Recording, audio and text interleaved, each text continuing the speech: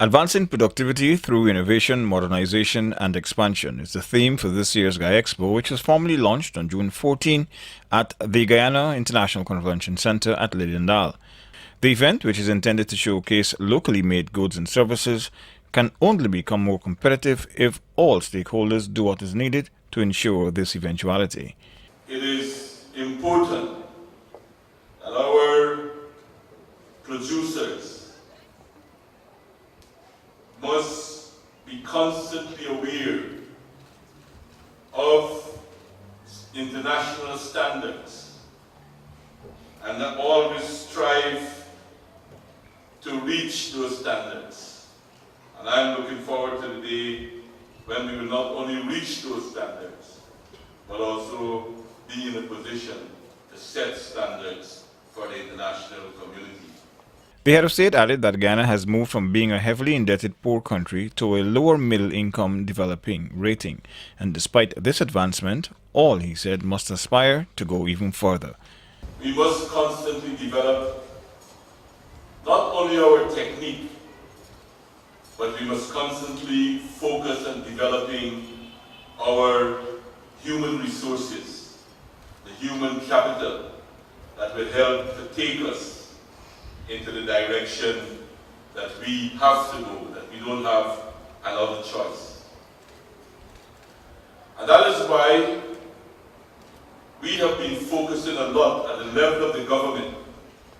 If we see the private sector will be the engine of growth, we are providing the human material to be able to really realize that growth. Because it is the quality of workers, it is the quality of people that we have that will help us to reach the standards we want to reach and will help us to move our country rapidly forward. The head of state noted that it is only with an educated population that Ghana's development can be pushed. This is necessary, he said, if Ghana is to move from producing mostly raw materials to becoming a producer of manufactured products. In order to build a manufacturing sector, we need cheap and new energy within our society. That is very, very vital. We need cheap energy for domestic use, for people in their homes, particularly our women, that they can use different things in the household to ease the drudgery of housework.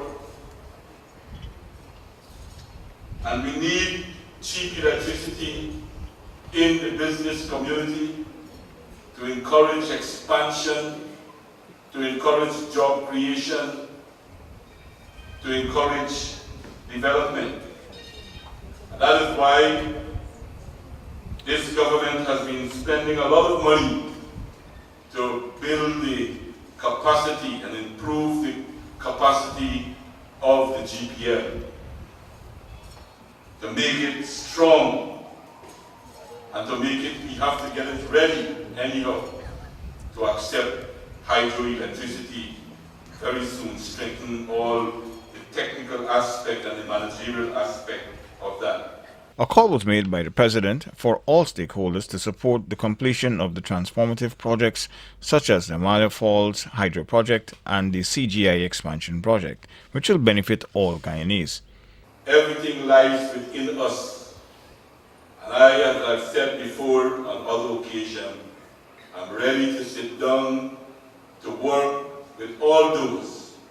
All I ask is that we put aside our egos, put aside our hang-ups, and remember that there are thousands of Guyanese who look to us and depend on us to end poverty in this country, to make it history in this country, and for us to lift the quality of life, which we can together certainly do. Acting Tourism, Industry and Commerce Minister Irfan Ali said that Guyana has access to some 33 countries within Latin America and the CARICOM, and as such, quote, Guyana's human resource talent must be of a high standard to be competitive on the world market. What this allows us to do is to build our capacity in having access to a bigger market. We believe that the innovation we speak of today must be an innovation that would lead to a strong tomorrow. The modernization that we speak of today must be one that is linked to a diversified tomorrow. That is why the discussion on the Deepwater Port and the Brazil Road link are essential discussion for tomorrow's future. However, these are investments that must be made today. And it's for this reason that the hydro project and the new airport expansion are not only significant projects, but are essential projects in creating and building the platform for takeoff. Minister Ali urged local businesses to do more to penetrate these potentially lucrative markets.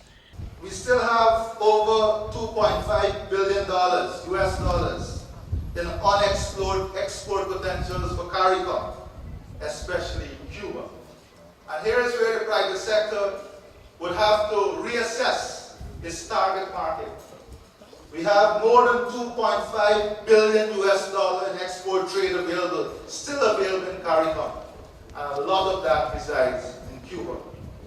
Over US $7.2 billion of untapped trade still exists for CARICOM exporters in the Dominican Republic, and the potential exists in areas such as gold, iron, plastics, salt, and perfumes.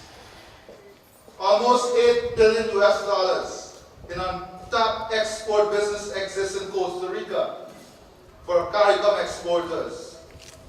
Over $13 billion in untapped export businesses exist in Canada in areas such as ship, boats, beverages, sugar, fertilizer, rice, and a further $6.5 billion US dollars of untapped export potential still exists within the US market.